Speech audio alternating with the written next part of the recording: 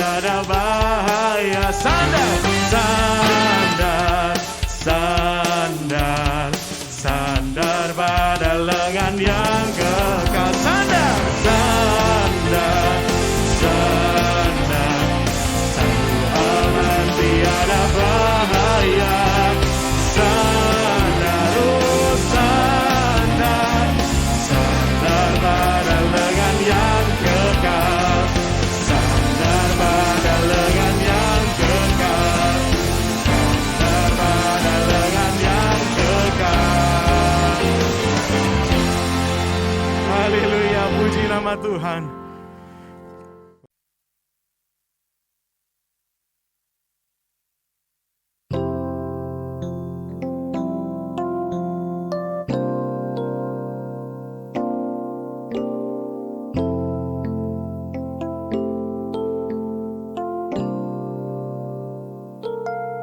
Tuhanku, bila hati kawanku terluka oleh tingkah ujarku dan kehendakku jadi panduku,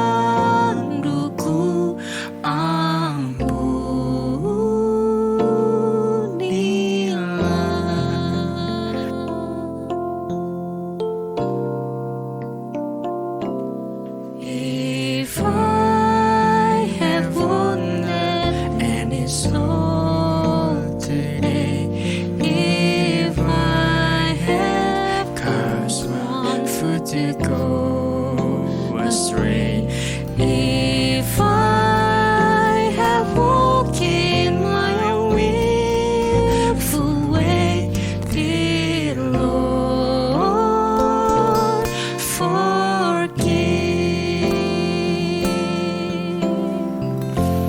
You are the Lord of love, mighty and merciful.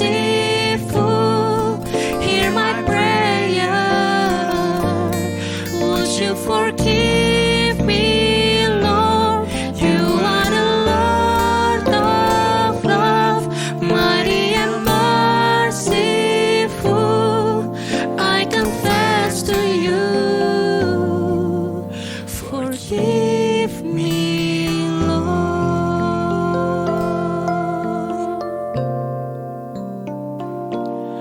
Dan hari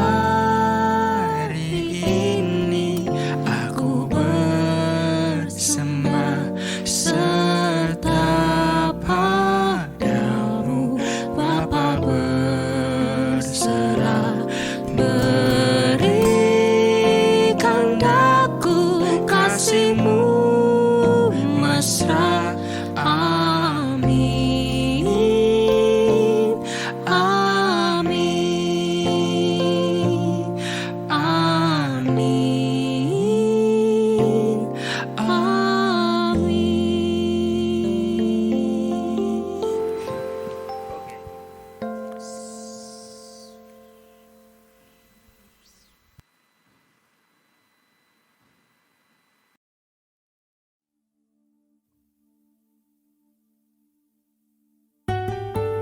Tuhan, terima kasih karena anugerah-Mu yang begitu nyata buat kehidupan kami. Kiranya hanya Engkau Tuhan yang menyelidiki setiap hati kami. Terima kasih Yesus.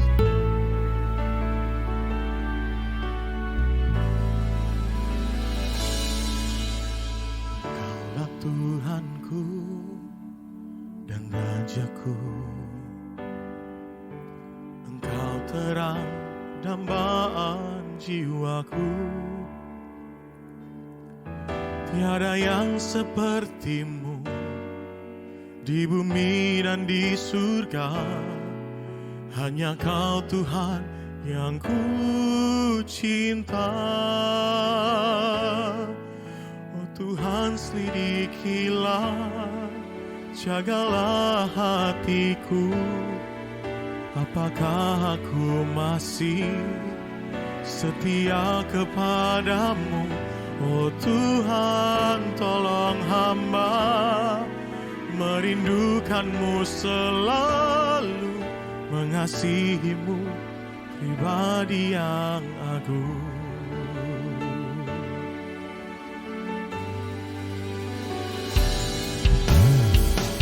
Sahabatku dan kekasihku, tiada kata yang dapat ungkapkan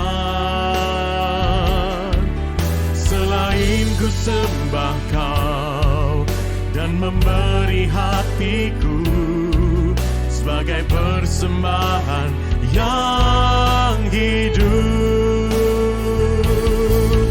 Oh Tuhan, sidikilah, jagalah hatiku. Apakah aku masih setia kepadamu?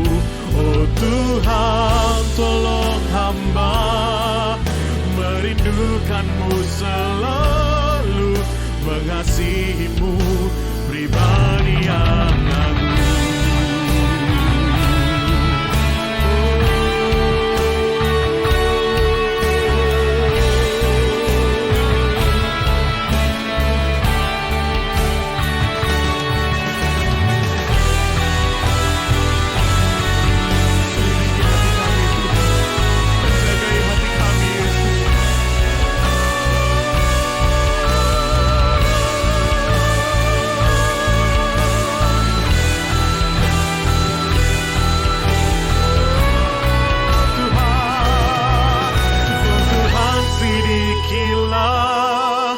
Jagalah hatiku, apakah aku masih setia kepadamu?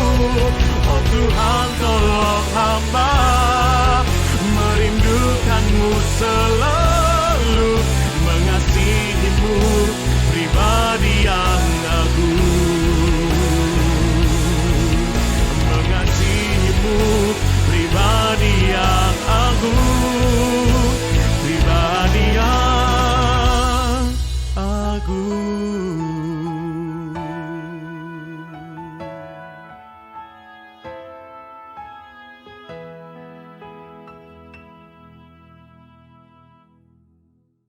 Haleluya. Tuhan, sungguh kami percaya Tuhan bahwa hati kami tenang dekat dengan Engkau. Karena Engkaulah Allah Immanuel, Allah yang beserta dengan kami, Allah sumber kedamaian dalam hidup kami. Terima kasih Tuhan.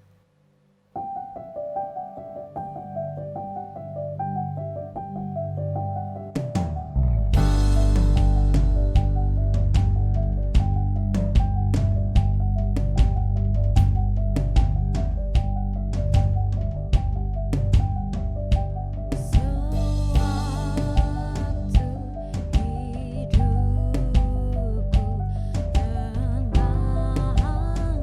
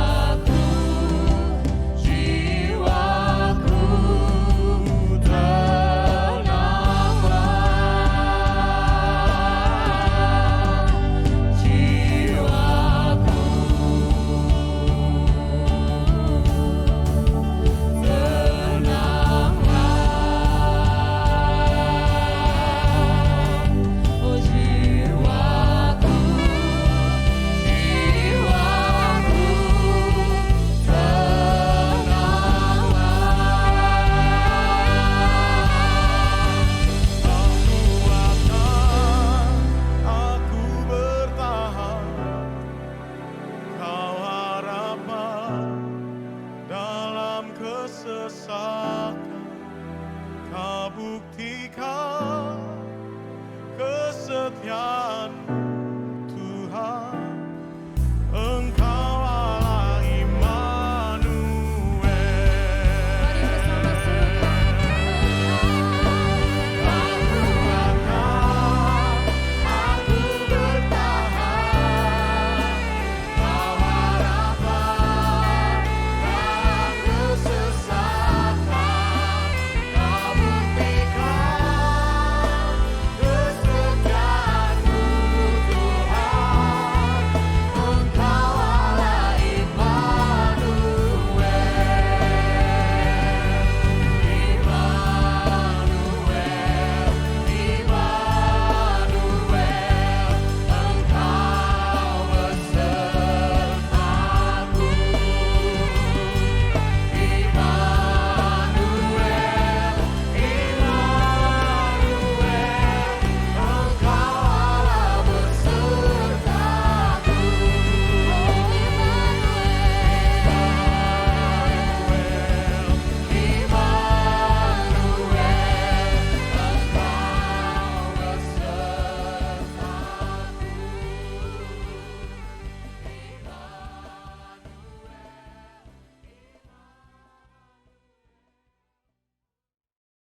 Shalom jemaat yang dikasihi Tuhan dimanapun Anda berada.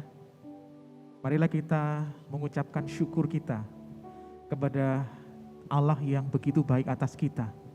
Dan saat ini kita menyembah Dia, kiranya kita dengan ucapan syukur pula masuk menyembahnya. Saya mengundang jemaat sekalian bangkit berdiri, marilah kita siapkan hati kita di dalam doa teduh secara pribadi di hadapan Tuhan.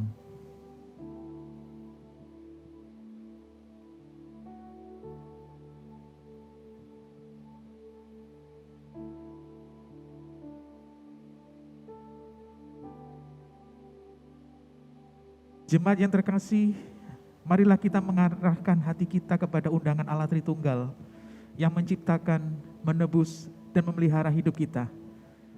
Marilah kita menyembah Dia dengan sebuah keyakinan bahwa pertolongan kita ialah datang dari Allah pencipta langit dan bumi.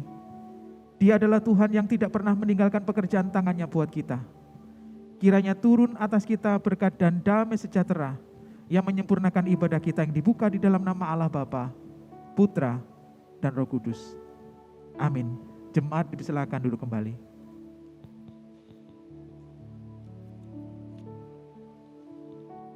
Masuklah, marilah kita sujud menyembah, berlutut di hadapan Tuhan yang menjadikan kita.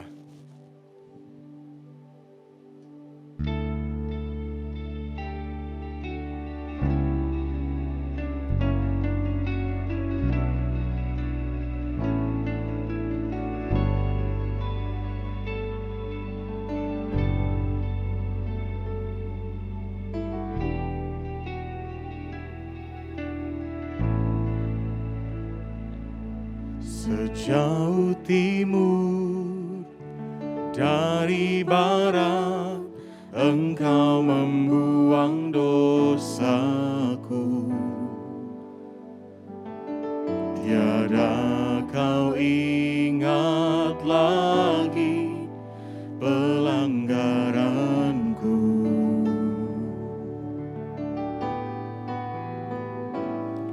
Jauh ke dalam tubir laut, Kau melemparkan dosaku. Tiada Kau perhitungkan kesalahanku.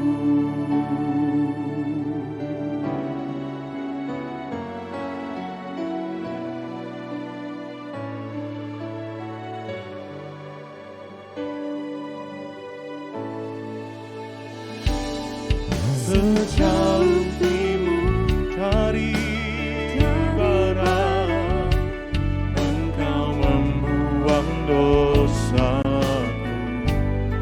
Tiada Tuhan Kau ingat lagi pelanggaranku. Oh, jauh ke dalam tubir laut, Kau melemparkan dosaku. Tiada Kau perhitungkan kesalahanku. Betapa besar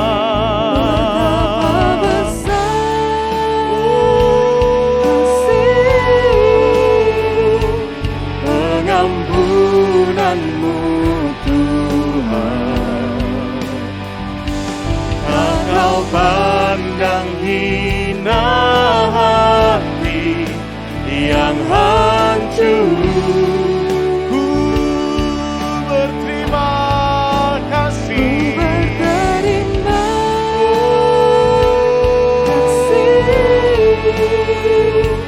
Kepadamu ya Tuhan,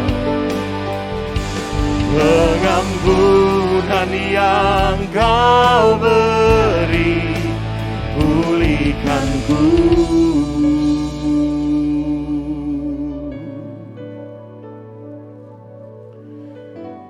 Kami tahu ya Tuhan, kami telah berbuat dosa dan salah. Kami telah berlaku fasik dan telah memberontak.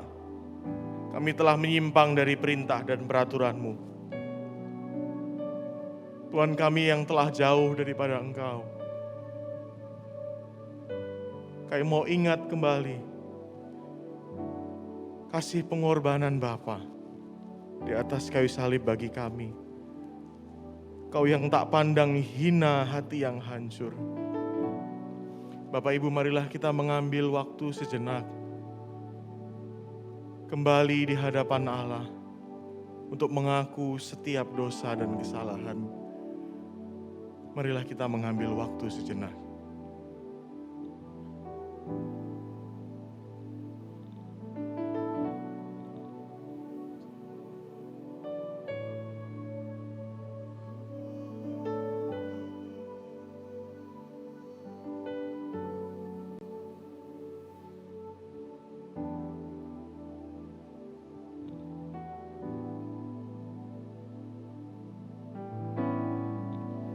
Betapa besar kasih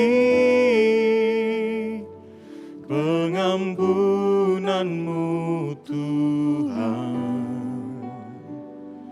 Tak Kau pandang hina hati yang hancur.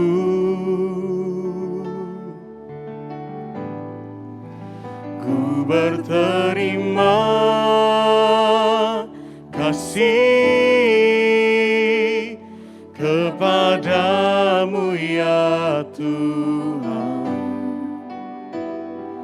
Pengampunan yang Kau beri, pulihkanku. Betapa besar kasih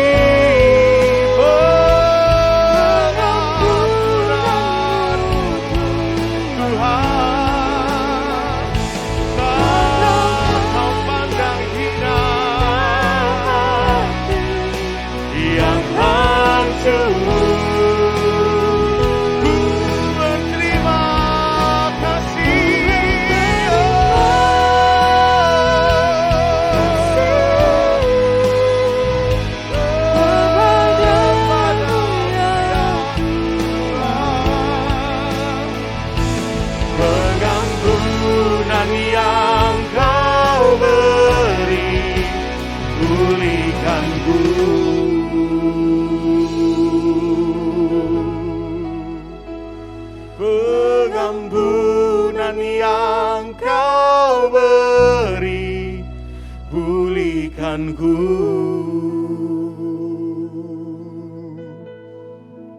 Kami dengan sungguh berterima kasih kepadamu ya Tuhan kami. Tuhan, terima kasih atas anugerah-Mu buat setiap kami Bapa. Kau mengampuni, Kau memulihkan setiap kami.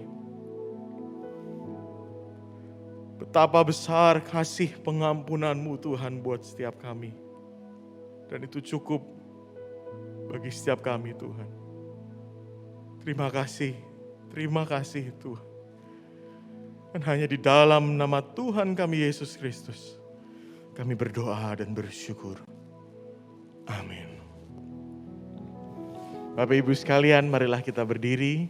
Kita akan mengikrarkan pengakuan iman kita, pengakuan iman Nisea Konstantinopel yang berbunyi demikian. Aku percaya kepada satu Allah, Bapa yang Maha Kuasa, pencipta langit dan bumi, dan segala yang kelihatan dan yang tidak kelihatan, dan kepada satu Tuhan Yesus Kristus, satu-satunya anak Allah yang diperanakkan dari Bapa sebelum alam semesta, Allah dari Allah, terang dari terang, Allah yang sejati dari Allah yang sejati, diperanakkan bukan dicipta, sehakikat dengan Sang Bapa, oleh siapa segala sesuatu dicipta, yang untuk kita manusia dan untuk keselamatan kita telah turun dari sorga dan diinkarnasikan oleh Roh Kudus dari anak darah Maria dan dijadikan manusia. Ia telah disalibkan juga bagi kita di bawah pemerintahan Pontius Pilatus. Ia menderita dan dikuburkan, dan pada hari ketiga ia bangkit kembali sesuai dengan kitab suci dan naik ke sorga dan duduk di sebelah kanan Bapa.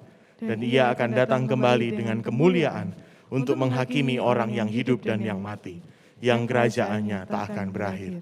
Dan aku percaya kepada Roh Kudus, Tuhan dan pemberi kehidupan, yang keluar dari Bapa dan Anak, yang bersama-sama dengan Bapa dan Anak, disembah dan dimuliakan, yang telah berfirman dengan perantaraan para nabi.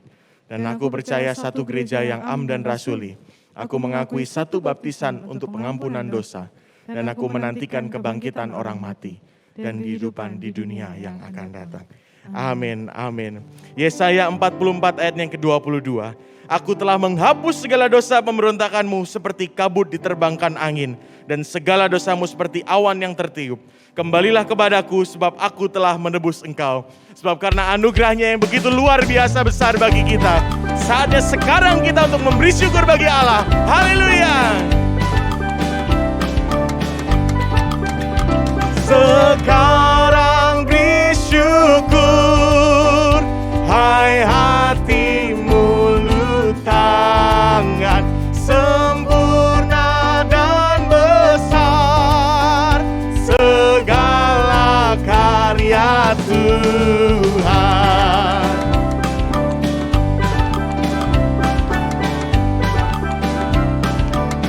Bersama-sama pujikan, sekarang beri syukur.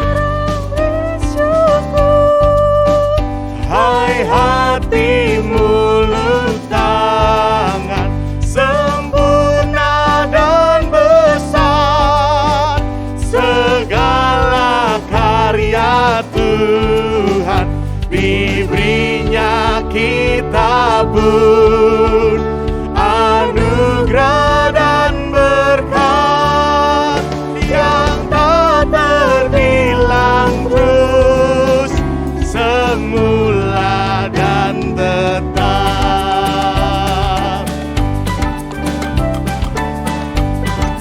Sebab Dia yang Maha Mulia memberikan sukacita, memberikan sukacita, damai sejahtera di dalam hidup kita. Kasih-Nya tak terberi, mengasuh anaknya, tolongannya besar seluas dunia. Biarlah hendaknya kita bersyukur selalu. Bersyukur selalu, bersyukur selalu, bersyukur selalu, bersyukur selalu, bersyukur selalu, diberinya kita pun. Anugerah dan berkat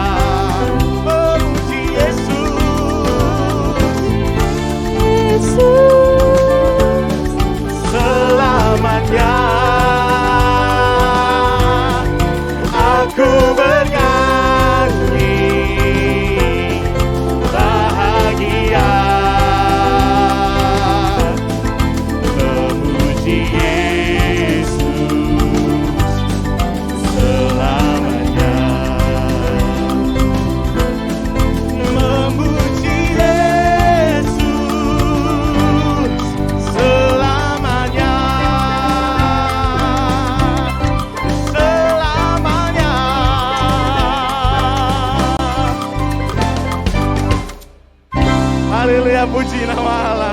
Marilah kita semua dapat berduduk. Kita dapat duduk.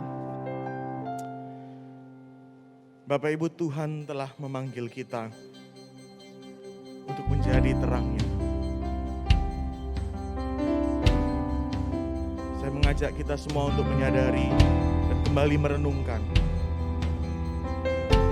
Untuk kita menjadi terang Bapa bagi mereka yang terhilang.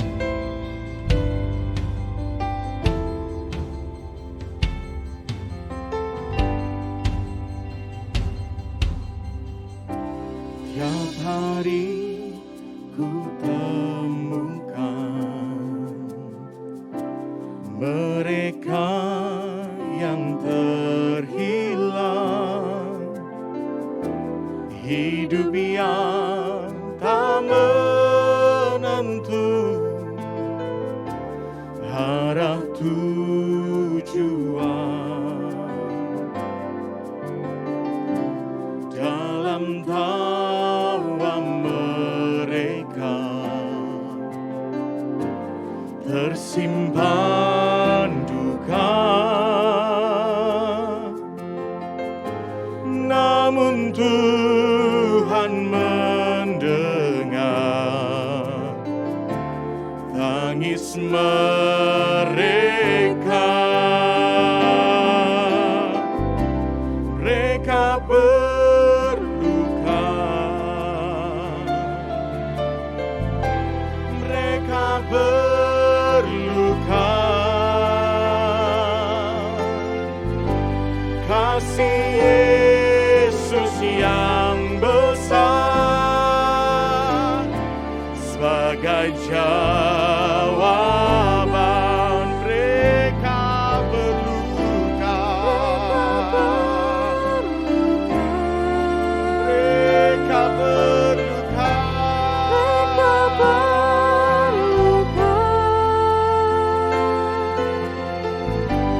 tidakkah kau sadari Dia kasih yang sejati. Mereka berluka,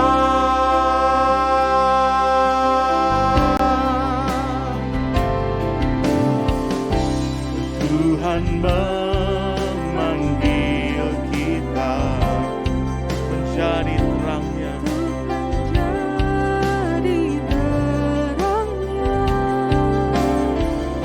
Tiada lebih berharga dari yang terhilang. Kasih-Nya menjelita buatku mengerti,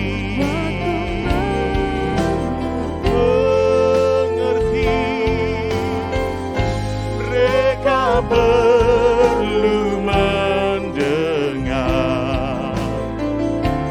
tentang kasih-Nya. Oh, mereka berluka, mereka berluka,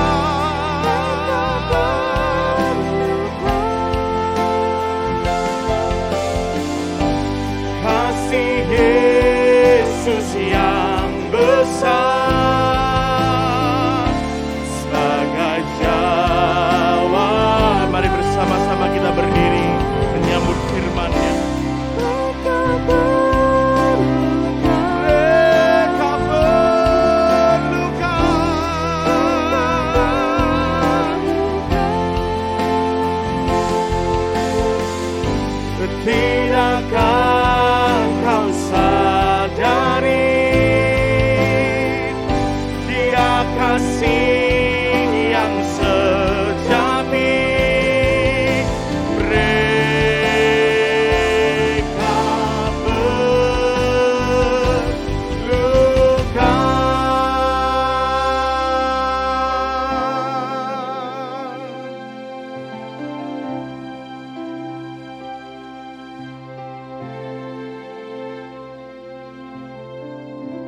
Mari kita berdoa bersama-sama.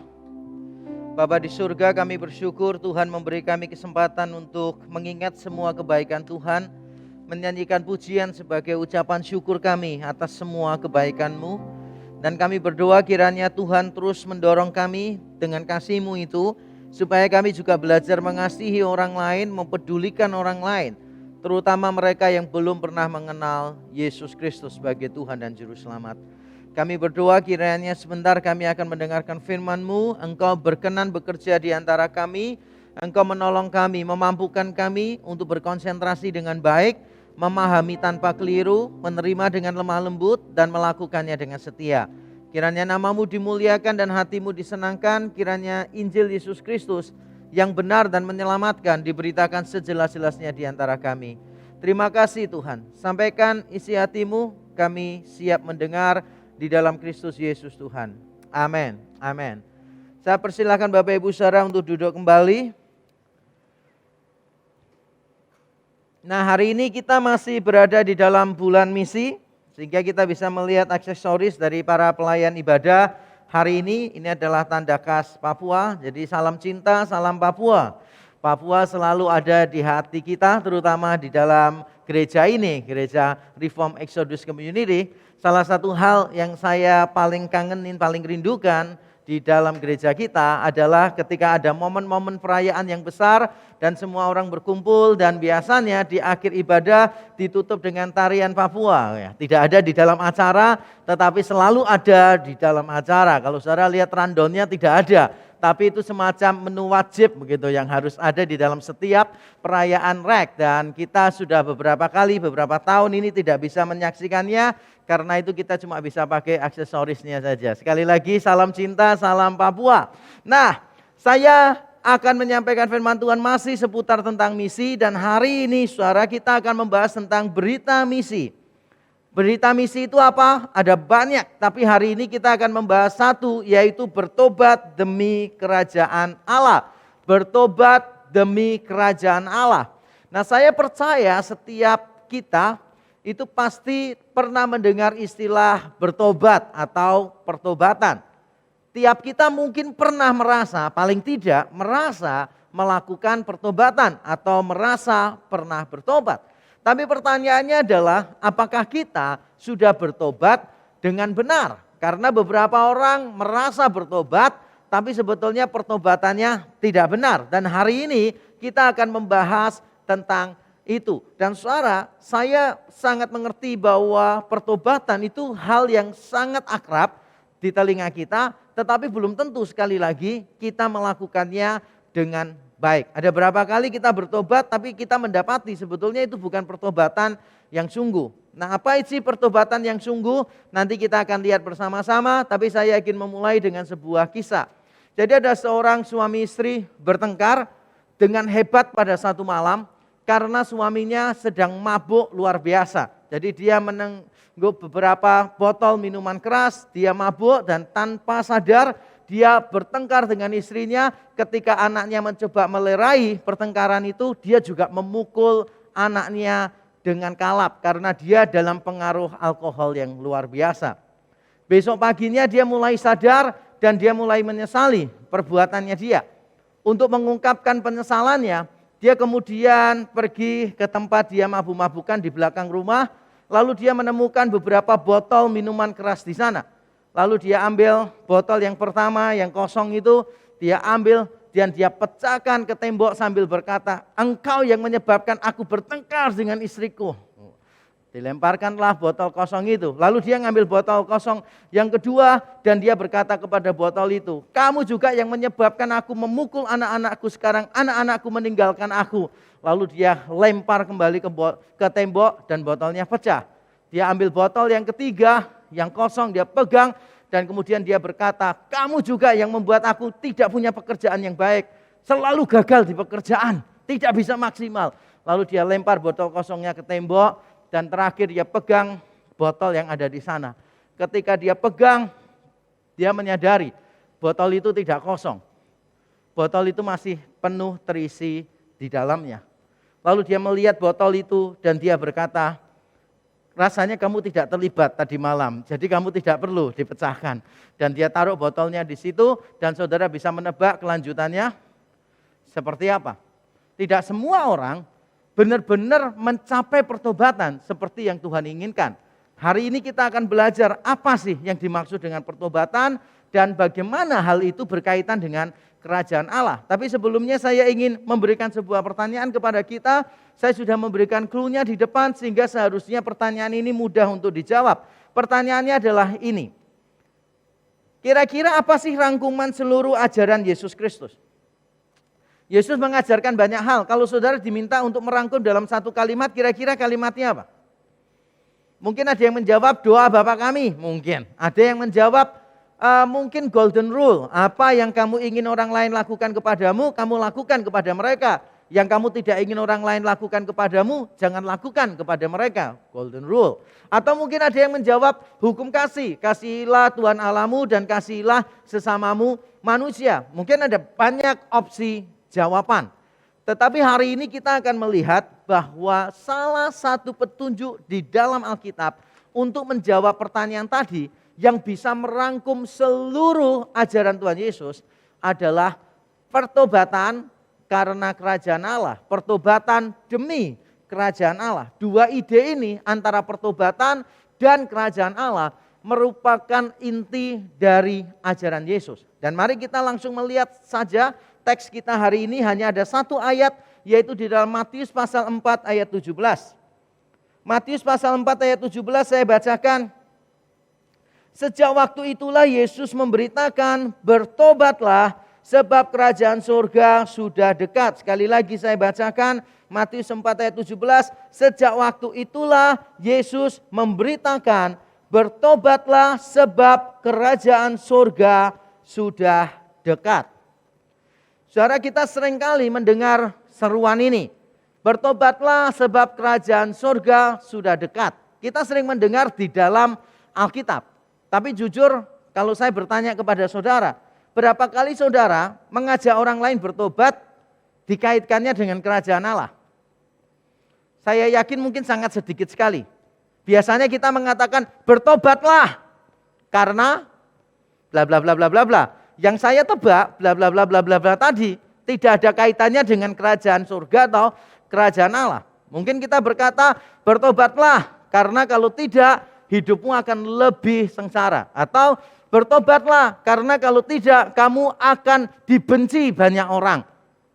Apa sih alasan pertobatan yang berkaitan dengan kerajaan surga? Nah, saya menduga memang kita tidak terbiasa menasihati orang untuk bertobat dikaitkannya dengan kerajaan surga. Padahal di dalam bagian tadi Yesus mengajarkan sesuatu yang penting. Dia menyerukan bertobatlah karena kerajaan surga sudah dekat. Nah, tapi sebelum kita melihat seruan tadi, ada keterangan yang cukup menarik. Yang dalam bahasa Indonesia diterjemahkan, sejak waktu itulah Yesus memberitakan. Sejak waktu itulah Yesus memberitakan. Kalau dalam bahasa Yunani terjemahannya mungkin sedikit lebih jelas. Karena dalam bahasa Yunani terjemahannya begini. Sejak waktu itulah Yesus mulai, ada kata mulai di sini. Yesus mulai berseru dan berkata. Jadi mulai memberitakan dan menyuarakan tentang pertobatan karena kerajaan surga sudah dekat. Jadi ada kata sejak waktu itu dan ada kata mulai. Dan ini meyakinkan saya bahwa sebetulnya keterangan tadi bukan cuma bicara tentang waktu, tapi bicara tentang konsistensi. Jadi bukan cuma bicara tentang permulaan. Dalam teks Yunani bunyinya tidak begini. Waktu itu adalah kali pertama Yesus memberitakan pertobatan karena kerajaan Allah. Bukan. Yang dituliskan di sana bukan itu. Yang dituliskan adalah sejak waktu itu Yesus mulai memberitakan kerajaan Allah. Dengan kata lain ini bicara tentang konsistensi. Sejak saat itu dan seterusnya Yesus mulai memberitakan kerajaan Allah dan pertobatan. Dan itu ternyata benar sekali. Kalau kita melihat misalnya rangkuman pelayanan Yesus di Galilea, dia mulai pelayanan di pasal 4, dia mengakhiri pelayanan di pasal yang ke-9. Kalau kita membandingkan awal dan akhir, Yesus pelayanannya disarikan dalam 3 tindakan. 1, dia mengajar di rumah ibadat. Di tengah-tengahnya dia memberitakan Injil. Dan yang ketiga, dia menyembuhkan penyakit dan mengusir roh-roh jahat.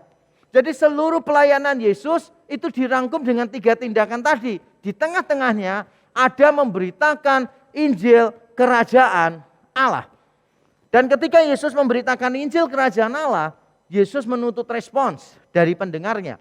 Itulah sebabnya di pasal yang ke-11 dan di pasal yang ke-12, Yesus mengecam orang-orang Yahudi yang tinggal di kota-kota tertentu yang menolak kedatangan kerajaan Allah melalui diri Yesus. Yesus mengecam mereka dan mengatakan seandainya hal yang sama terjadi di tengah-tengah orang Niniwe, di tengah-tengah orang Sodom dan Gomora, mereka pasti sudah bertobat. Tetapi di tengah-tengahmu engkau tetap tidak mau bertobat. Jadi Yesus terus-menerus memberitakan tentang kerajaan Allah. Dan ini dikaitkan dengan pertobatan. Ini konsisten. Setiap kali Yesus pergi memberitakan Injil kerajaan Allah. Dan dia selalu menuntut respons. Setelah kerajaan Allah disampaikan, maka dia menuntut respons dari orang tersebut. Apakah orang itu akan menerima kerajaan surga dengan rendah hati, mengakui semua dosanya dan mendapatkan hidup kekal, atau dia akan menolak Yesus dan mendapatkan kecaman.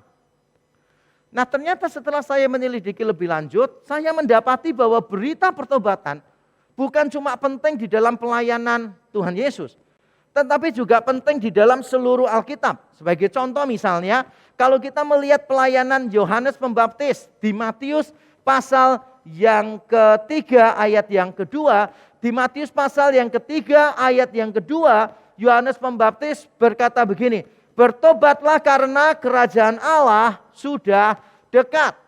Bertobatlah karena kerajaan Allah sudah dekat. Itu khotbah pertama Yohanes Pembaptis. Jadi Yohanes Pembaptis berdiri khotbah pertama itu. Yesus khotbah pertama juga itu. Sehingga saya mengasumsikan sebetulnya khotbah Yohanes Pembaptis ya terus-menerus tentang itu. Dan khotbah Yesus terus-menerus berpusat pada itu. Pada pertobatan dan kedatangan kerajaan Allah. Pada waktu hari Pentakosta ketika banyak orang datang di Yerusalem, Petrus berkhotbah dan 3.000 orang bertobat. Nah, pada waktu Petrus selesai berkhotbah, orang-orang Yahudi tersentuh hatinya dan mereka bertanya kepada Petrus, apa yang harus kami lakukan? Dan jawaban Petrus adalah bertobatlah. Bertobatlah dan hendaklah kamu masing-masing memberi dirimu dibaptis dalam nama Yesus Kristus untuk pengampunan dosamu. Maka kamu akan menerima karunia Roh Kudus. Jadi Petrus dalam khotbahnya yang pertama di Kisah Para Rasul, dia menyerukan bertobatlah.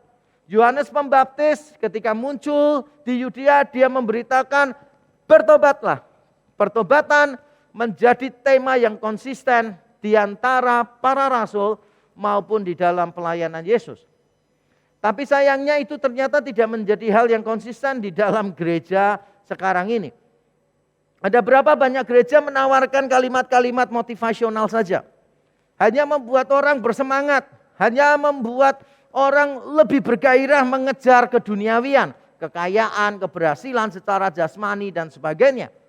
Ada berapa banyak gereja yang berani memberikan teguran, memberikan berita tentang pertobatan.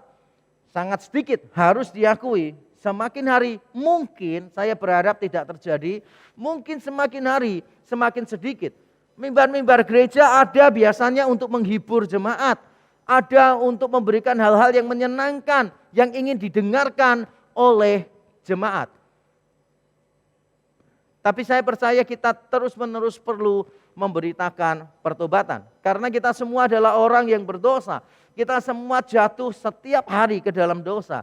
Sehingga berita pertobatan seharusnya menjadi berita yang patut diulang-ulang.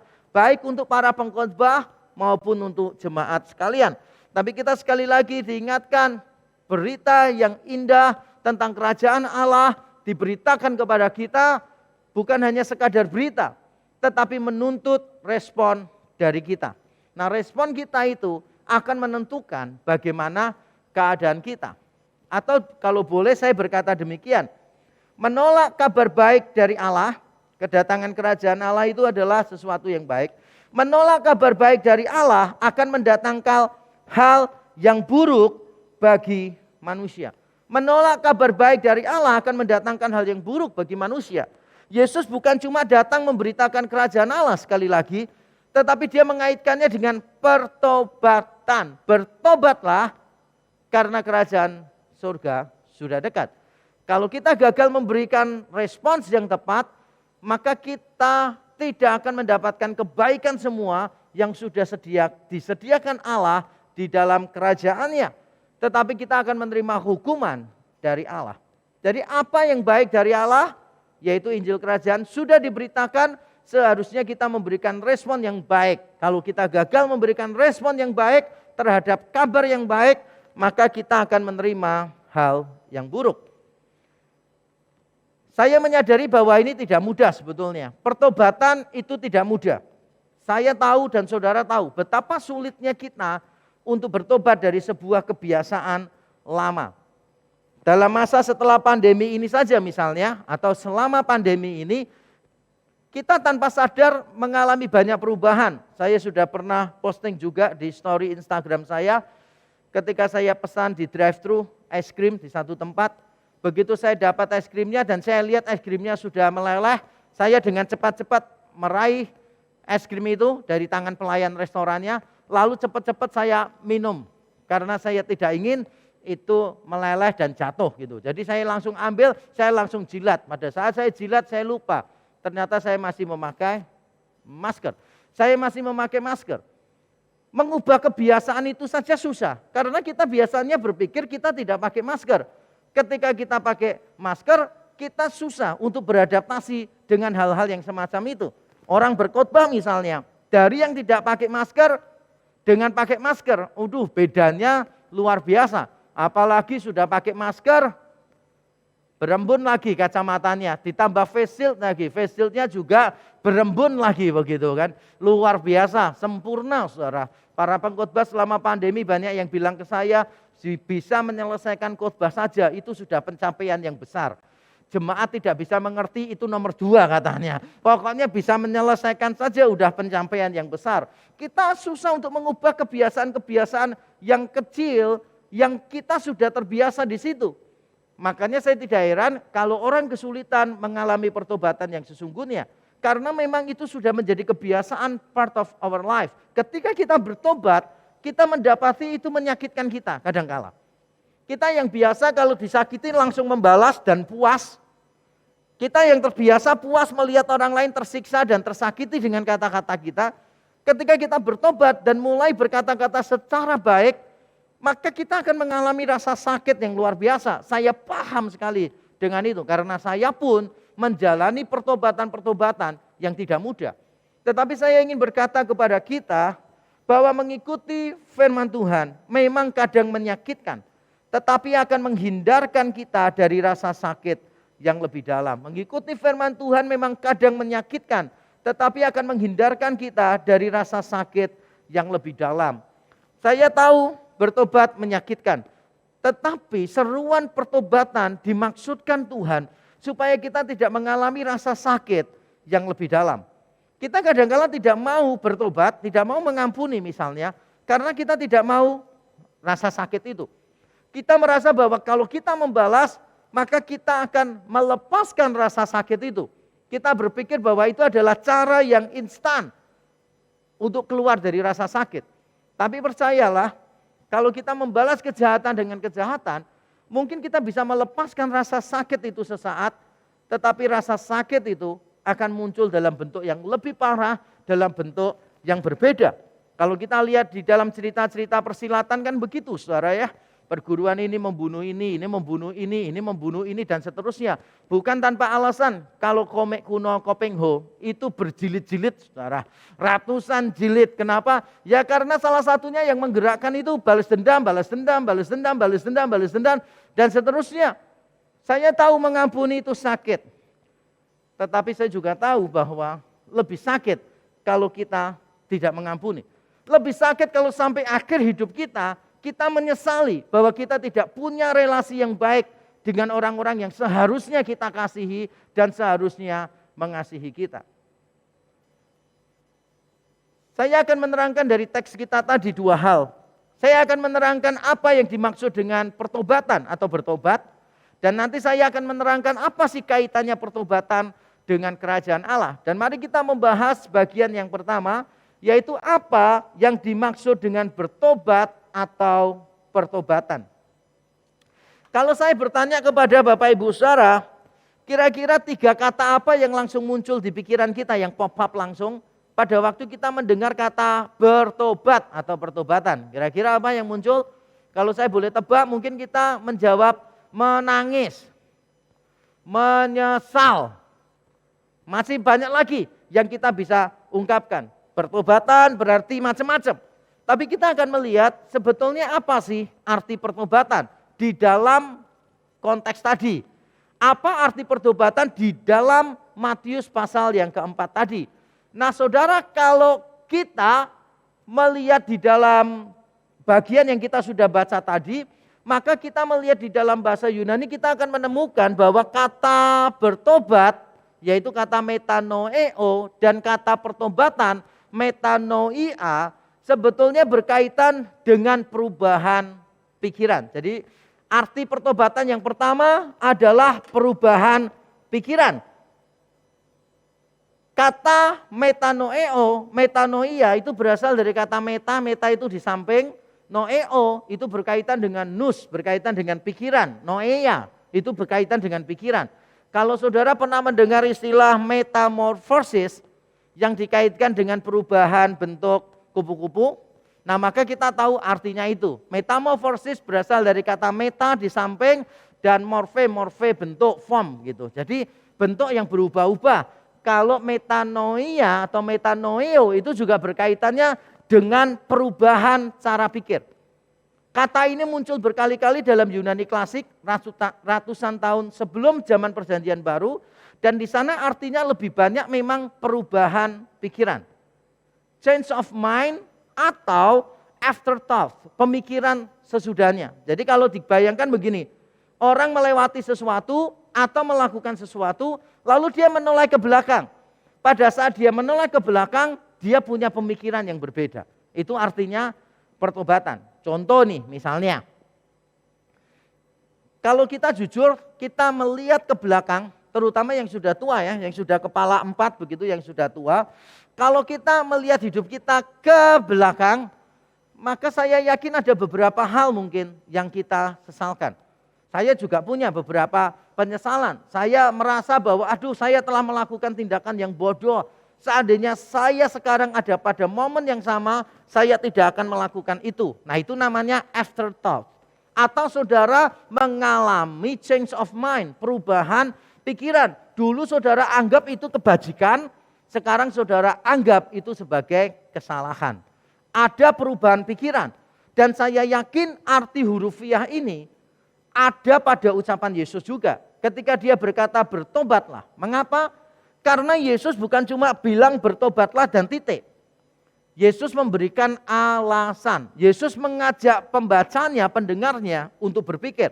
Yesus berkata bertobatlah sebab ada alasannya itu. Ada motivasi yang Yesus ingin bangun di sana. Jadi bertobat itu bukan cuma bertobat balik arah tanpa tahu mengapa. Tidak. Bertobat itu berarti kita memikirkan sesuatu secara berbeda dengan pikiran kita sebelumnya. Itu artinya bertobat. Tetapi kalau kita berhenti pada arti itu, kita akan salah memahami pertobatan. Banyak orang dengan cepat, apalagi kalau jebolan sekolah teologi, kalau ditanya pertobatan itu apa? Wah, perubahan pikiran. Bertobat itu apa? Mengubah cara pikir kita. Wah, langsung cepat menjawab. Tapi kadang-kadang orang salah, cuma berhenti sampai di situ.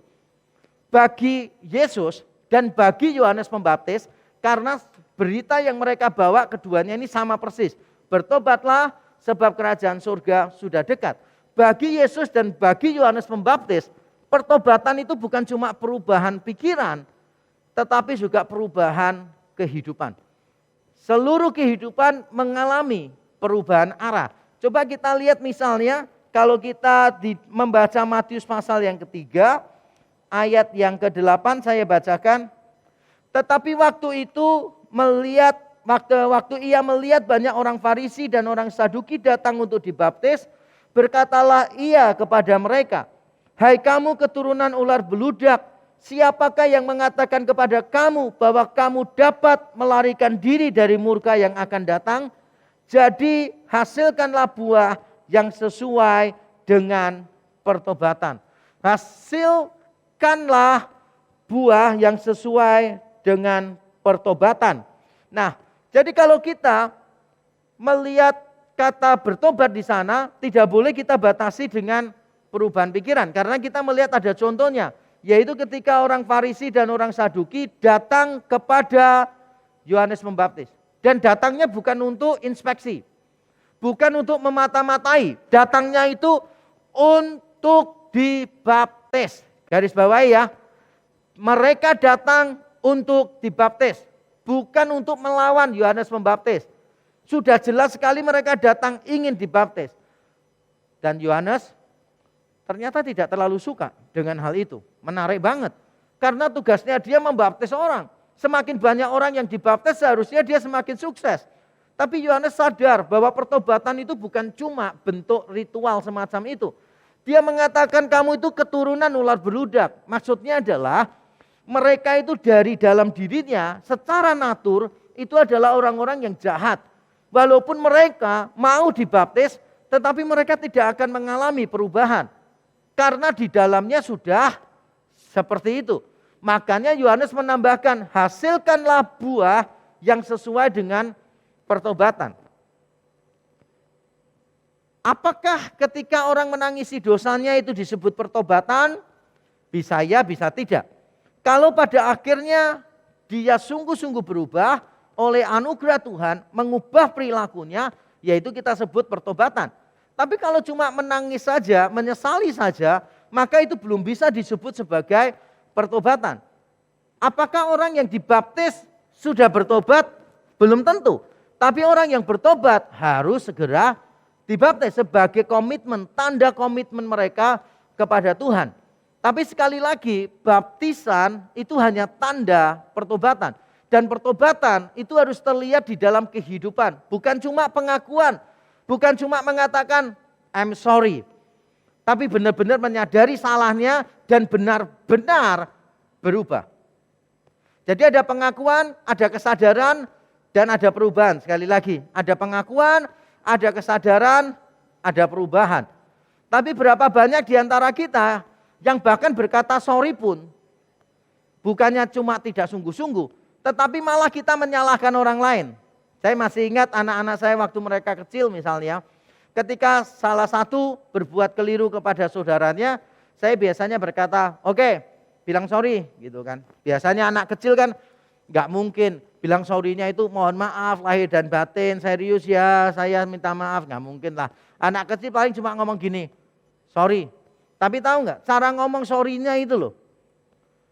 Saya ngomong sorry-nya cuma gini, sorry. Sorry-nya tuh sambil marah. Karena mungkin didorong ayahnya, ibunya untuk minta maaf. Dan yang satunya diam. Setelah yang satunya diam, dia tambah marah. Aku kan sudah ngomong sorry, kenapa kamu diam saja? Akhirnya berkelahi lagi gitu kan ya. Berkelahi lagi, yang satu suruh bilang sorry. Karena tadi adiknya bilang sorry, kamu nggak jawab sorry. Nanti dia jawab sorry, adiknya sudah terlanjur kesel, nggak mau jawab. Marah lagi satunya gitu kan. Beberapa kali orang bilang sorry, tapi tidak sungguh-sungguh menyadari bahwa itu adalah sebuah kesalahan yang besar. Atau ada orang yang berkata sorry dan menyadari bahwa itu kesalahan yang besar, tapi tidak ada perubahan. Jadi kalau kita mau sungguh-sungguh masuk di dalam pertobatan, kita harus melibatkan pengakuan, kesadaran, dan perubahan. Atau kalau boleh saya ungkapkan dalam kalimat yang lain, saya mau berkata begini. Baptisan tidak akan bermakna tanpa pertobatan. Pengakuan tidak akan berguna tanpa kehidupan yang diubahkan. Baptisan tidak akan bermakna tanpa pertobatan. Pengakuan tidak akan berguna tanpa kehidupan yang diubahkan. Atau kalau saya meminjam istilah dari Bonhoeffer, salah seorang pendeta teolog yang luar biasa pada masa Perang Dunia yang kedua di Jerman, dia menyebut ini sebagai sebuah anugerah yang murah. Anugerah yang murah itu adalah baptisan tanpa pertobatan itu. Anugerah yang murah itu adalah orang-orang Kristen yang cuma memberikan pengakuan tetapi tidak ada pertobatan. Confession but not conversion. Baptism tapi tanpa repentance. Seringkali kita berkata tentang kasih karunia. Kasih karunia itu berarti kita nggak perlu melakukan apa-apa. Kita menerima semuanya dari Allah dan sudah begitu saja. That's it, that's all. Tapi menurut saya itu adalah konsep yang berbahaya. Yang membuat kita malah tidak bisa menghargai kasih karunia. Nah kalau kita melihat saudara, mungkin saya akan mengkalimatkannya begini supaya lebih tepat. Kasih karunia dari Allah memang diberikan tanpa syarat, tetapi tetap menuntut respons yang tepat. Kita memang tidak perlu melakukan apa-apa untuk menerimanya, tetapi bukan berarti kita tidak perlu melakukan apa-apa sesudahnya. Sekali lagi saya ulangi, kasih karunia dari Allah memang diberikan tanpa syarat, tetapi tetap menuntut respons yang tepat. Kita memang tidak perlu melakukan apa-apa untuk menerimanya, tetapi bukan berarti kita tidak perlu melakukan apa-apa sesudahnya. Saya mendapati sebagian orang Kristen salah memahami kasih karunia. Bahkan yang biasa berkoar-koar tentang kasih karunia juga tampaknya tidak terlalu memahami kasih karunia itu apa. Mereka berpikir bahwa karena kasih karunia mereka diselamatkan, maka mereka tidak perlu melakukan apapun. Mereka berpikir bahwa pembenaran itu karena Yesus Kristus, korbannya sempurna bagi kita, maka kita tidak perlu melakukan apapun karena kita sudah sempurna dikuduskan oleh Kristus. Dan ini adalah konsep yang salah, konsep yang menyesatkan. Memang kita menerima kasih karunia tanpa syarat, diberikan kepada Allah secara cuma-cuma kepada kita. Tapi bukan berarti tidak ada respons yang Allah tuntut dari itu. Mungkin saudara bingung, loh kalau memang diberikan cuma-cuma di awal, lalu dituntut di belakang, bukankah ini marketing yang buruk ini? Bad marketing dari Allah kan begitu. Diberikan tapi terus ada tuntutan di belakang. Saya yakin bukan begitu ceritanya. Kenapa? Karena Yesus dari awal sudah memberitahu tuntutannya apa. Ketika dia melihat orang banyak mengikuti dia misalnya, Yesus berkata, kalau kamu tidak menyangkal diri, memikul salib dan mengikut aku, kamu tidak bisa memiliki kerajaan surga. Yesus memberikan tantangan kepada orang-orang yang mau mengikut kepada dia. Bahkan salah satu penulis kitab Injil memberikan perumpamaan. Yesus memberikan perumpamaan dicatat oleh penulis kitab Injil tersebut. Yaitu Yesus berkata begini, jangan sampai kamu asal-asalan ikut lalu menyesal di tengah jalan. Sama seperti orang membangun menara tanpa hitung-hitungan yang baik, tidak bisa menyelesaikannya. Sama seperti orang yang mau berperang tanpa berhitung dengan matang. Yesus berkata kalau mau ikut aku, pikirkan matang-matang. Jadi Yesus tidak sedang melakukan bad marketing. Dikasih di awal bagus, lalu belakangnya tidak enak. Berapa banyak di antara kita yang pernah jadi korban dari bad marketing semacam ini, benar ya? Saya pernah jalan di mall, didatangi orang begitu kan. Kok ini kok, wah Koko ini terpilih di antara banyak orang ini kok. Wah mendapatkan hadiah ini, wah gitu kan. Saya sudah mulai curiga ini, too good to be true soalnya kan. Begitu kita, oh ya hadiahnya apa, bagaimana cara mengambilnya gitu. Lalu diterangkan macam-macam, akhirnya kita harus beli barang dari sana minimal sekian juta untuk mendapatkan hadiah yang hanya paling-paling 100.000. Itu bad marketing. Dari awal tidak dijelaskan, cuma diberikan iming-iming saja. Saya juga pernah ditelepon, diberitahu, Bapak pelanggan yang berbahagia, memenangkan undian, silakan datang ke kantor saya untuk mengambil hadiahnya. Dulu saya pernah coba, benar-benar gratis enggak? Dia bilang, benar-benar gratis. Gitu. Oke, jadi saya datang ke kantornya karena sekali jalan begitu. Jadi ya saya coba-coba aja lah begitu. Wong tidak pernah ditipu kan ya. Jadi ya kita mau tahu aja sih. Caranya orang menipu itu seperti apa begitu. Dan kalau bisa ditipu ya kepengen tahu rasanya ditipu seperti apa. Nah jadi saya datang ke sana terus dia bilang, oh ini gratis, kok ini silakan diterima. Wah gitu kan, loh ini gak bayar apa-apa, tanpa membayar apa-apa. Wah kelihatannya menjanjikan banget kan gitu. Jadi setelah diterima oke, ternyata ada orang lain yang approach gitu dan tanya-tanya macam-macam gitu. Wah, disuruh beli ini, beli ini, beli ini, beli ini. Jadi kalau hadiahnya itu diberikan, nanti saudara cuma ambil hadiah itu, rasanya nggak ada gunanya. Karena itu nanti berkaitan sama barang lain, barang lain, barang lain, barang lain. Yang kalau dibeli semua, baru ada manfaatnya gitu. Kita merasa bahwa itu bad marketing. Tapi Allah tidak melakukan itu. Dari awal Allah sudah memberitahu, segala sesuatunya oleh anugerah, tanpa syarat sama sekali. Tapi bukan berarti tidak ada tuntutan untuk respons yang tepat. Saya meyakini bahkan kalau kasih karunia diberikan tanpa tuntutan, maka kita akan kehilangan keberhargaan kasih karunia itu. Tanpa tuntutan, kasih karunia justru kehilangan keberhargaan. Orang bisa mengabaikan atau mencampakkan secara sembarangan. Sekali lagi, tanpa tuntutan, kasih karunia justru kehilangan keberhargaan. Orang bisa mengabaikan atau mencampakkan secara sembarangan. Salah satu cerita misi yang tidak terlalu sedap untuk didengar adalah bagaimana penduduk lokal seringkali tidak menghargai pemberian. Seringkali tidak menghargai pemberian. Mereka menganggap bahwa mereka pantas untuk mendapatkan semuanya itu. Karena mereka mungkin merasa dirinya kurang beruntung, merasa bahwa yang datang dari luar lebih kaya, lebih maju, yaitu urusannya mereka untuk menyediakan segala-galanya. Bahkan saya pernah berjumpa dengan seorang misionaris di satu tempat, bincang-bincang dan dia bercerita, penduduk lokal di sini sangat parah, katanya dia begitu, saudara. Dia mengatakan begini, bahkan ketika kita mengadakan acara, kita yang menyediakan semuanya, mereka tetap tidak mau memberikan tenaga. Sama sekali mereka tidak mau memberikan tenaga. Lalu saya bertanya, kok bisa begitu ya? Parah banget. Lalu dia cerita, karena dulu ada misionaris-misionaris yang dari luar negeri, tidak semua misionaris dari luar negeri begitu, don't misunderstand me, tapi ini khusus di lokasi itu. Karena misionaris yang dari luar negeri terlalu memanjakan penduduk lokal. Bahkan dia cerita, ketika misionaris itu membangun rumah sakit atau membangun gereja, semua bahan didatangkan dari luar negeri. Semua tukang didatangkan dari luar negeri dan penduduk lokal hanya terima beres. Mereka tidak mengeluarkan tenaga sama sekali. Bahkan kalau jujur dilihat, loh tempat itu juga banyak kayu yang seharusnya bisa dipakai. Tidak perlu mendatangkan kayu dari tempat lain. Tapi para misionaris itu berpikir, nanti kalau kayunya dari mereka, yang motong dari mereka, mereka susah nanti. Jadi terlalu dimanjakan. Dan penduduk lokalnya beberapa memang suka memanfaatkan kebaikan orang lain. Sehingga apa yang diberikan, mereka itu tidak melihat sebagai sebuah keberhargaan. Saya ingat benar di salah satu ladang misi yang kita miliki, kita kan mendirikan sekolah di sana. Lalu ketika saya datang ke sana, saya diprotes oleh orang tua di sana.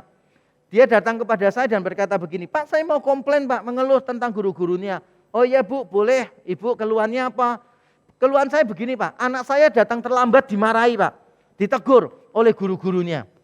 Saya bingung, Ibu tersinggung dengan tegurannya itu. Loh bukan masalah tersinggung Pak.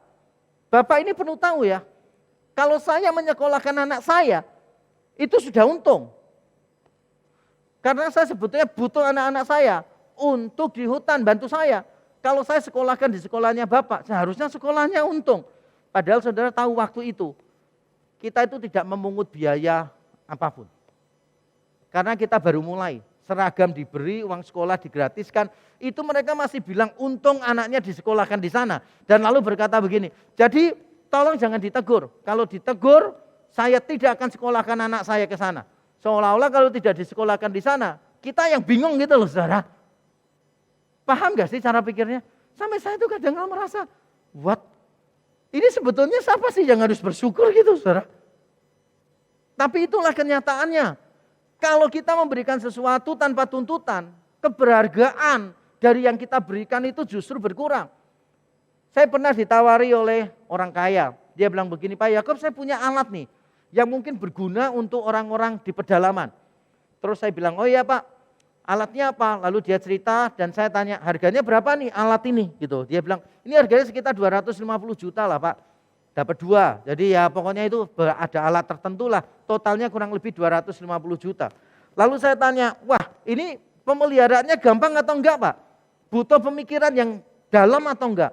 Enggak Pak, yang penting diterangkan sekali, orangnya ikut training 1 hari, pasti beres.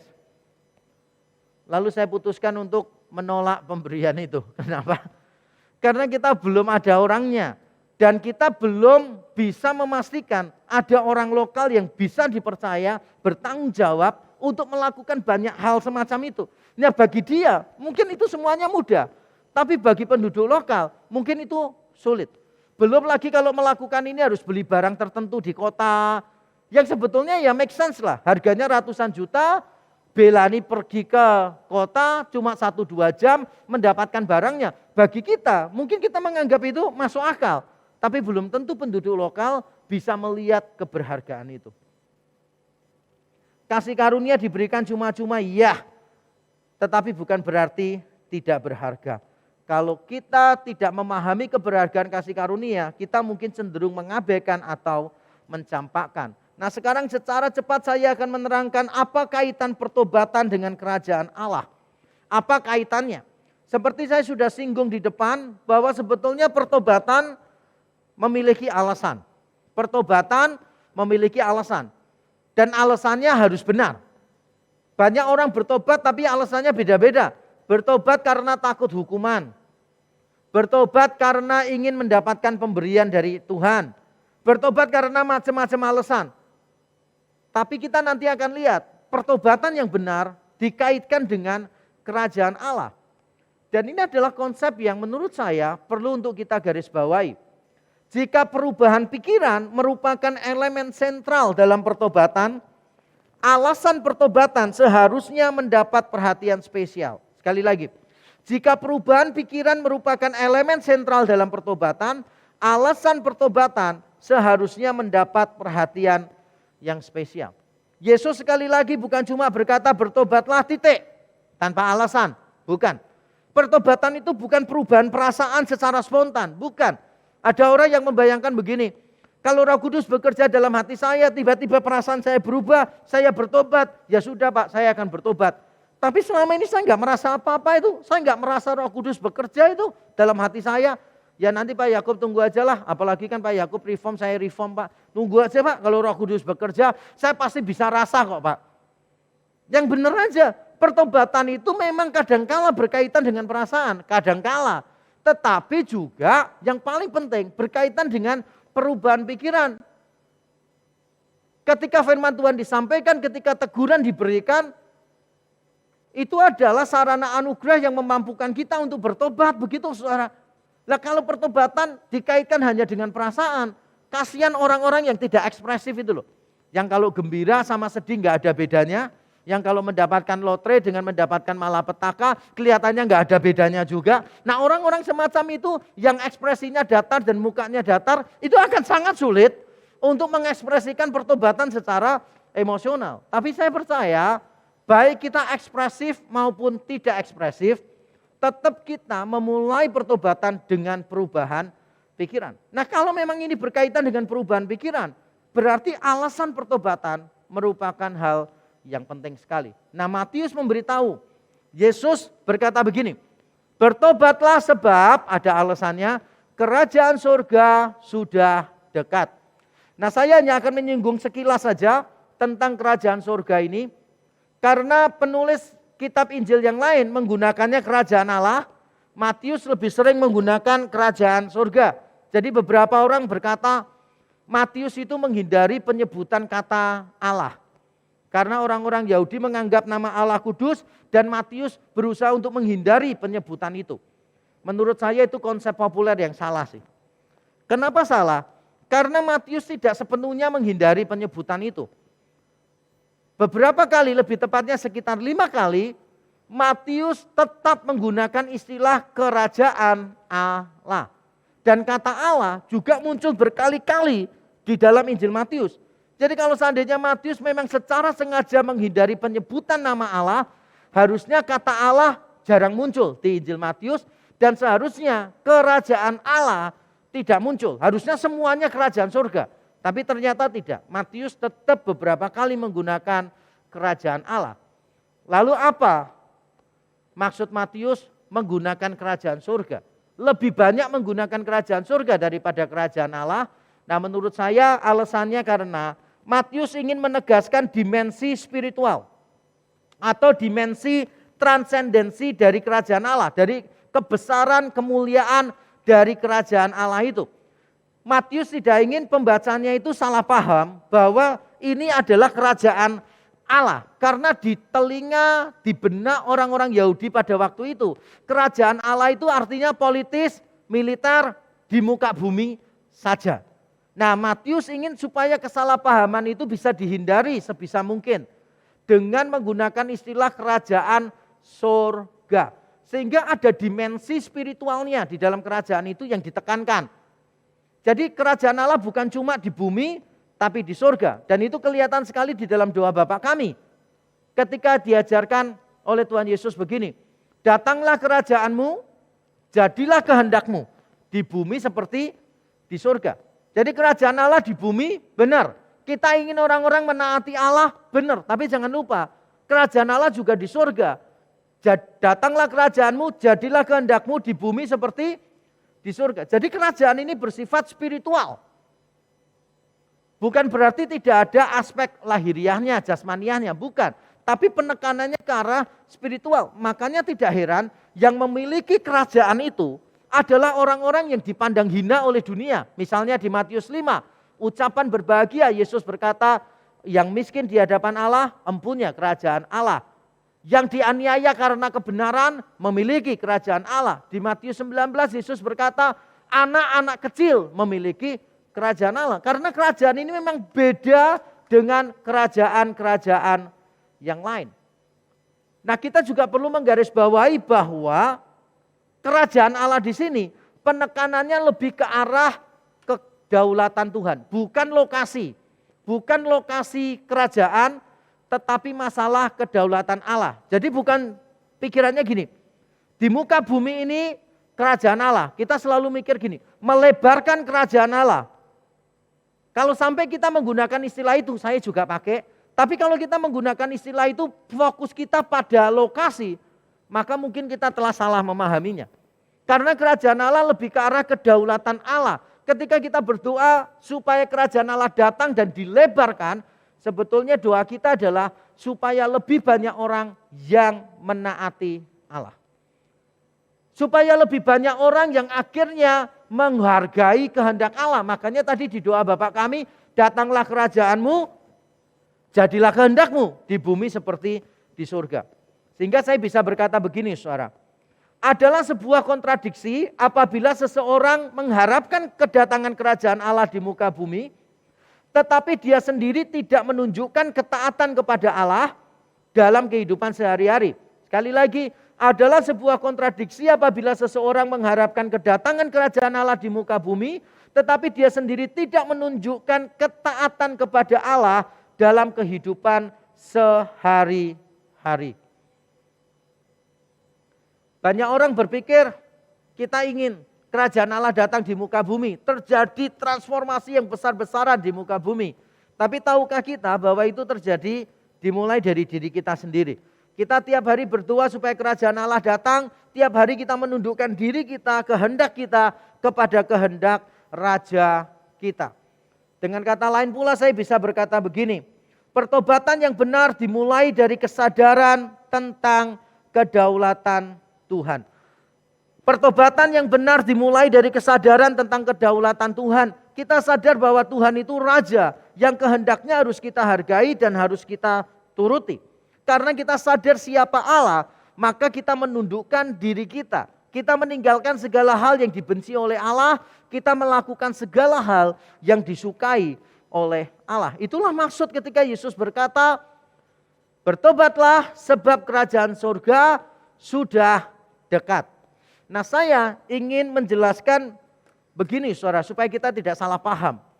Tadi di awal saya mengatakan bahwa kerajaan Allah pemberitaannya menuntut respons. Kalau orang tidak menerima dengan baik, akan menerima hukuman.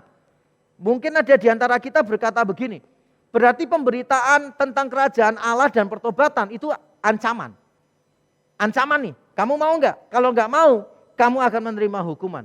Kalau saudara berpikir seperti itu, maka saudara telah memahami dengan cara yang keliru. Kenapa? Karena berita tentang kedatangan kerajaan Allah di Injil Matius adalah kabar yang baik. Sungguh, benar-benar kabar yang baik. Mengapa saya bisa mengatakan demikian? Sebelum Yesus berkata, bertobatlah sebab kerajaan surga sudah dekat, yang dilakukan Yesus apa? Di ayat-ayat sebelumnya. Yesus datang ke Zebulun Naftali dan Yesus membawa terang kepada bangsa yang tinggal di dalam kegelapan. Itu kabar baik. Yesus membawa terang kepada bangsa-bangsa yang dinaungi maut. Dan itu adalah kabar baik. Lalu diikuti langsung dengan ayat kita hari ini. Bertobatlah sebab kerajaan surga sudah dekat. Dan kalau kita membaca di dalam tempat-tempat lain di Injil Matius, kita akan menemukan istilah Injil Kerajaan Allah. Injil Kerajaan Allah. Injil Kerajaan. Injil itu artinya kabar baik, saudara. Dan ungkapan kerajaan Allah yang dikaitkan dengan Injil menunjukkan bahwa ini memang kabar yang baik. Kerajaan surga itu hal-hal yang baik. Yang di dalam Injil Matius dikaitkan dengan mujizat-mujizat, orang sakit disembuhkan, dikaitkan dengan orang-orang yang kerasukan roh jahat, dilepaskan. Bicara tentang sesuatu yang sangat-sangat baik. Bahkan kalau nanti selesai ibadah, Bapak Ibu Saudara membaca Matius 13, saudara akan menemukan beberapa perumpamaan Yesus tentang keberhargaan kerajaan surga.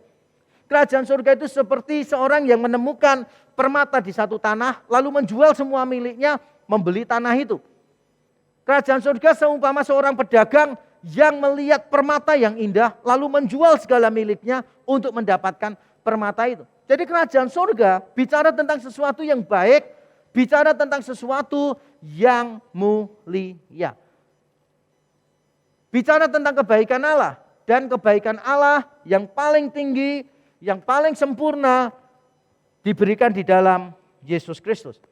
Dia adalah sang raja itu.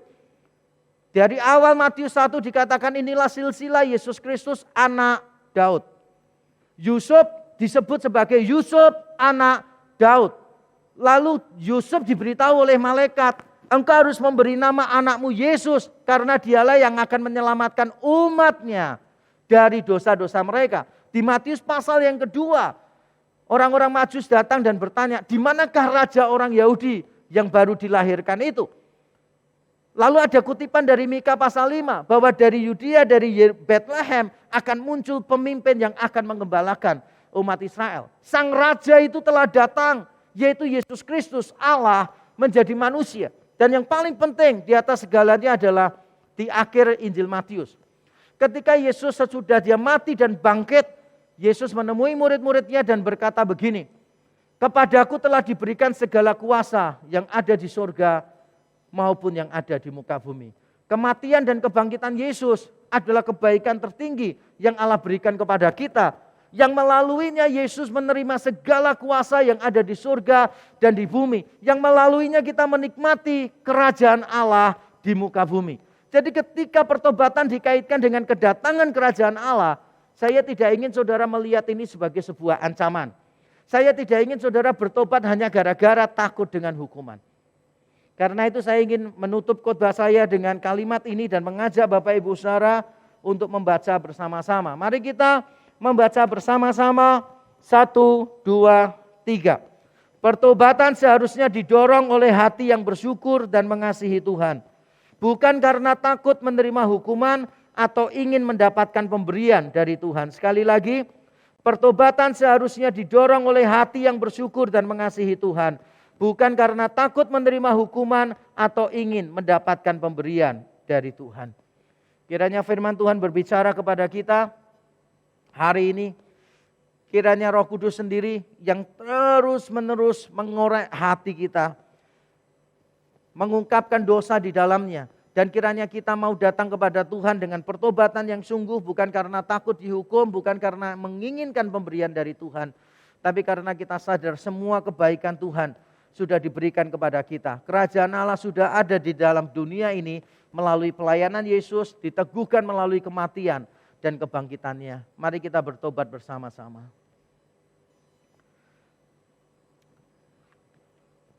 Bapa di surga, kami datang kepadamu ya Tuhan. Hamba-Mu yang menyampaikan firman-Mu dan kami semua yang mendengarkan. Kami berdoa mohon ampun di hadapan-Mu. Ampunilah kami orang-orang yang berdosa ini ya Tuhan. Kami sungguh datang dengan seluruh dosa dan kegagalan kami. Ampunilah kami ya Tuhan.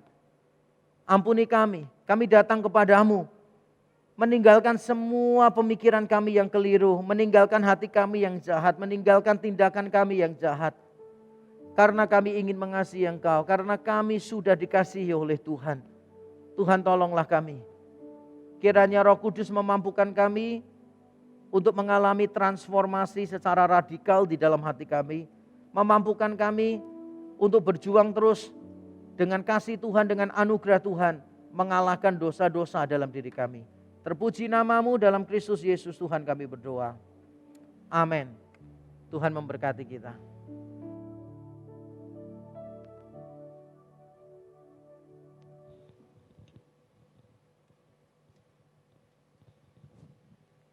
Saatnya untuk kita memberikan persembahan bagi Tuhan. Bapak Ibu dapat memberikan persembahan melalui transfer ke rekening yang sudah ada di layar maupun melalui QR Code yang juga sudah ada di layar Bapak Ibu. Mazmur 54 ayat yang ke-8. Dengan rela hati aku akan mempersembahkan korban kepadamu. Bersyukur sebab nama-Mu baik ya Tuhan. Marilah kita memberi dengan sukacita.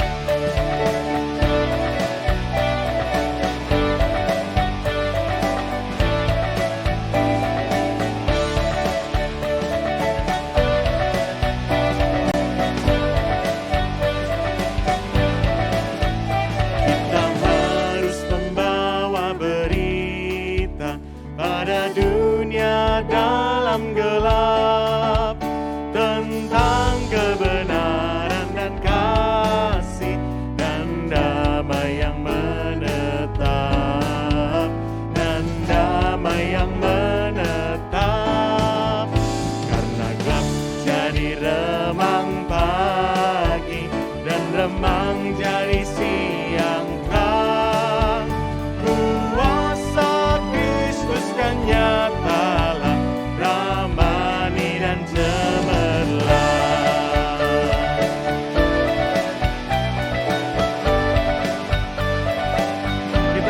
menyanyikan kita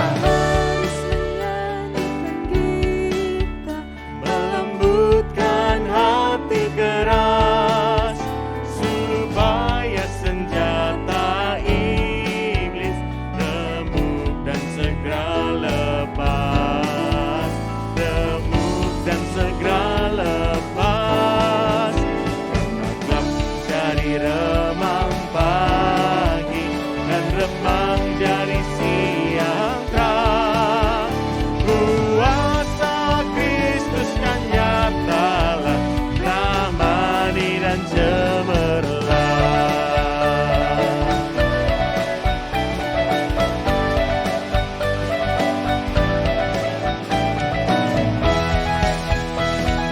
Mari kita bersama-sama, kita harus bersaksi di dunia tentang kuasa darahnya yang kudus. Kita harus bersaksi di dunia tentang kuasa darah kudus.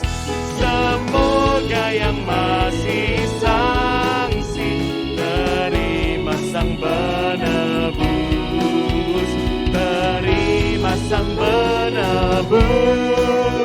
Karena gelap jadi remang pagi dan remang jadi siang.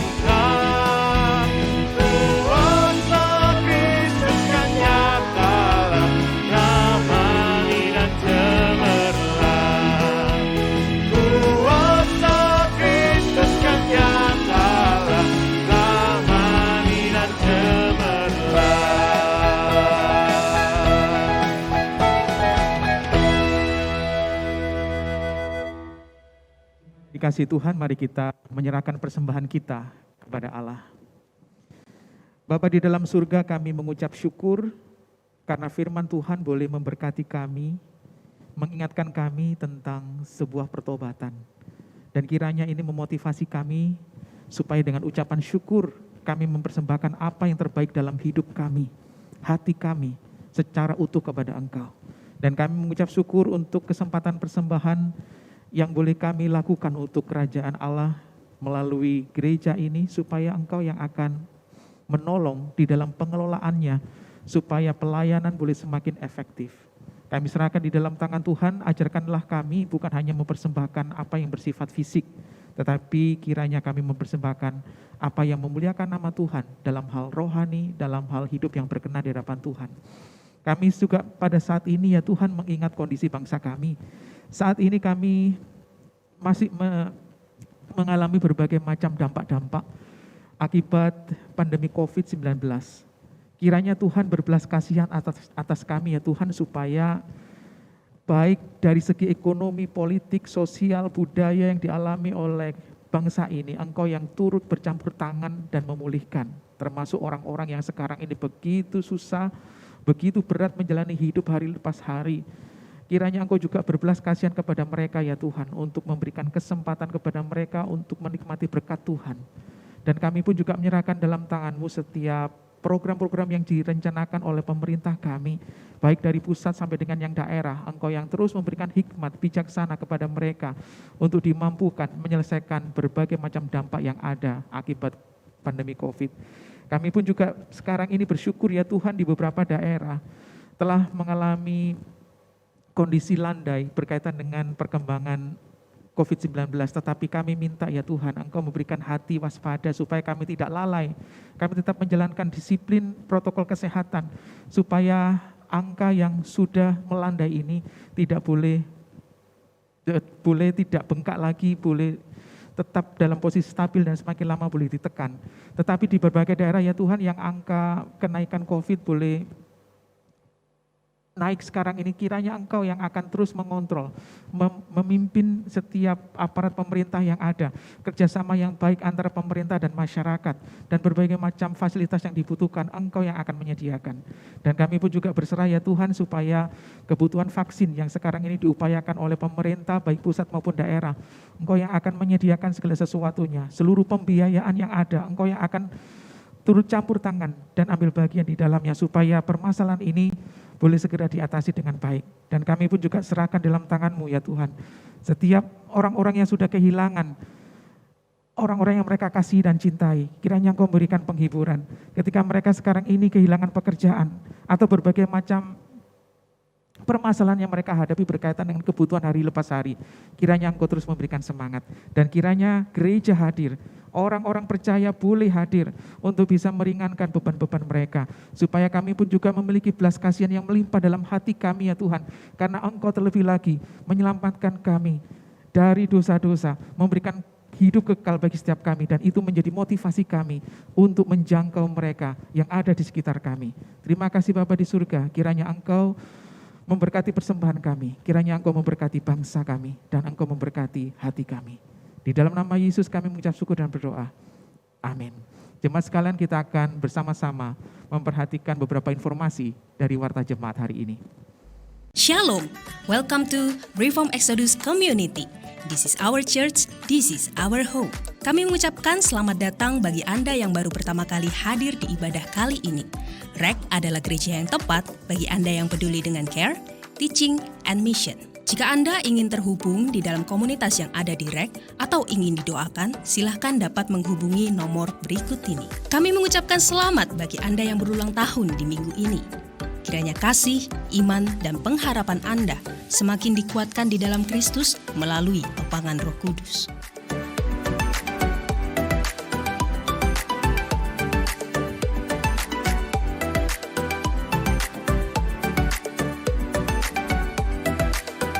Mari kita meluangkan waktu beberapa menit untuk mendoakan dan mengucapkan selamat kepada saudara-saudara kita yang akan berulang tahun di minggu depan.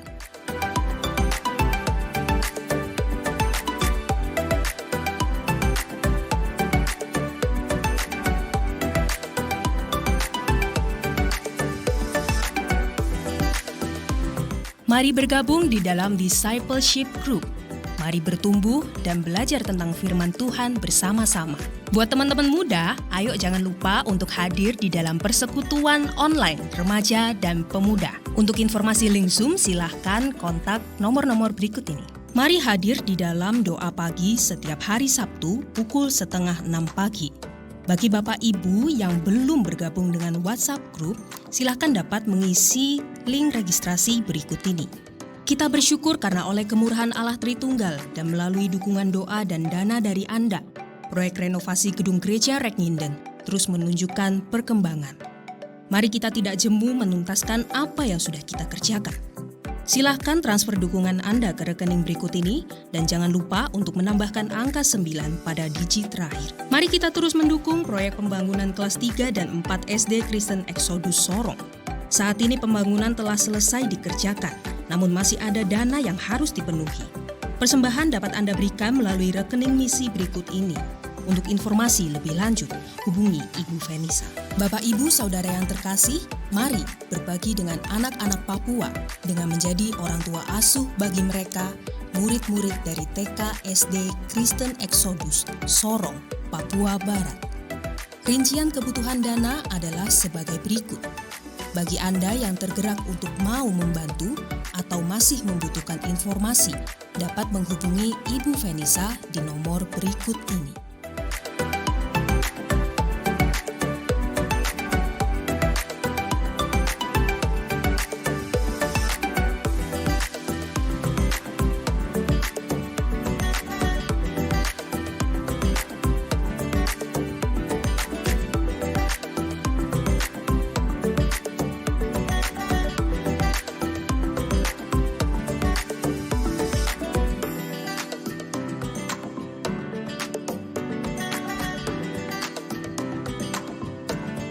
Demikianlah informasi untuk minggu ini. Tetap semangat, stay safe, stay healthy, God bless you, and see you next week.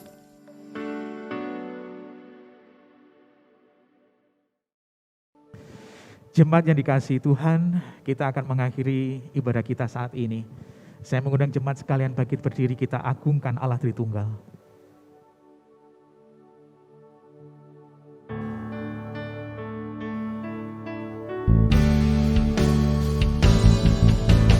Puji ya Allah Bapa, Putra Roh Kudus Tritunggal,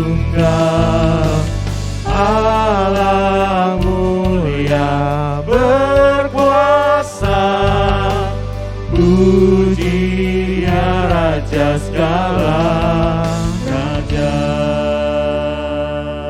Jemaat yang dikasihi Tuhan, marilah kita menjadi pelaku-pelaku firman untuk memuliakan namanya. Dan sekarang terimalah berkat Tuhan. Kiranya Allah Bapa memberkati dan melindungi engkau dengan berkat jasmani maupun rohani. Kiranya Yesus Kristus menyinari engkau dengan wajahnya dan memberikan kasih karunia keselamatan surgawi. Dan kiranya Allah Roh Kudus menghadapkan wajahnya kepadamu dan memberikan damai sejahtera yang akan mengiring engkau sampai Kristus datang yang kedua kali. Dan terimalah berkat-berkat itu hanya di dalam nama Yesus Kristus. Amin. Silakan duduk untuk mengambil waktu teduh. Ibadah selesai. Tuhan Yesus memberkati kita semua.